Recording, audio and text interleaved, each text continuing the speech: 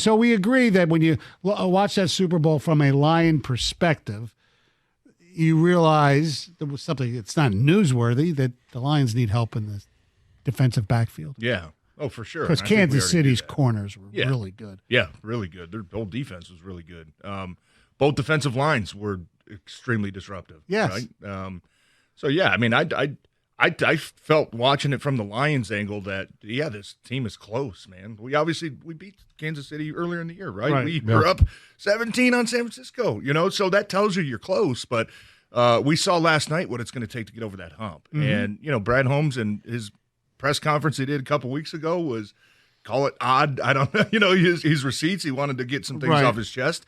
And look, he's got my complete trust, but I think we can all agree that, in order to keep that trust, you're gonna have to make sure you take care of that defense, especially whether it's edge rush, defensive tackle, or you need a number one corner. You just have to. Right. I think we saw how important it was last night. And now, we trust him to be able to draft relatively well. I mean, he's drafted well, but now you're going to be doing it much later in the first, much later in the second, and you've got to find defensive lineman other than Hutch, who fell into his lap.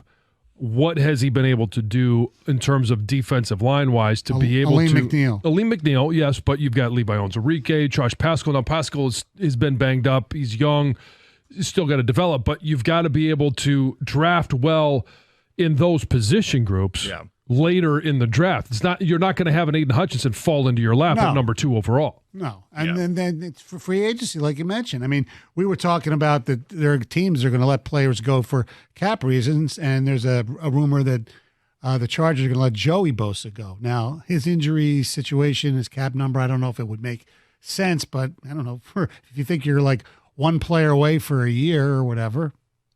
Yeah, I think you're going to have, and I don't know what their cap space looks like now. You hear the number kind of floating around 60.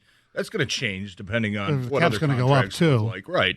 But if you do extend these guys, Amon-Ra, Jared Goff, typically the first year or two are low cap numbers, right? So I think Brad was kind of also hinting at the fact that, we're not going to do much different. We're not going to go spend $100 million on one guy. We're going to try to find some value pieces. But I do think they're going to be in a spot to maybe, like you said, take on a contract for 1 year, because Jared Goff, his cap hit, I think as of right now, is like $38 million for next year. Well, if they redo his contract, that could come down to 15, 20, right? So they can backload that. And that could allow you to maybe go get a guy that's going to be on a pending free agent contract that might be at a high cap number for 1 year. But because by the time, these contracts really start hitting in, you're not going to want all that money on your books. But I will say, the draft picks are going to be crucial from here on out. We know that, Jared Goff is that he's a hell of a quarterback, hell of a season. But I think we could still all agree he's at his best, and he's really good with a really good offensive line, with a really good run game, right? So if you're not going to be able to spend a lot of money on outside free agents, that's where those draft picks become crucial. And that's where Brad is going to have to keep his track record of hitting on these second, third, fourth round picks, because there's going to get to a point in a couple of years where you can't afford to keep paying these guys. You're going to need to just keep replenishing that stockpile of young talent that they've had.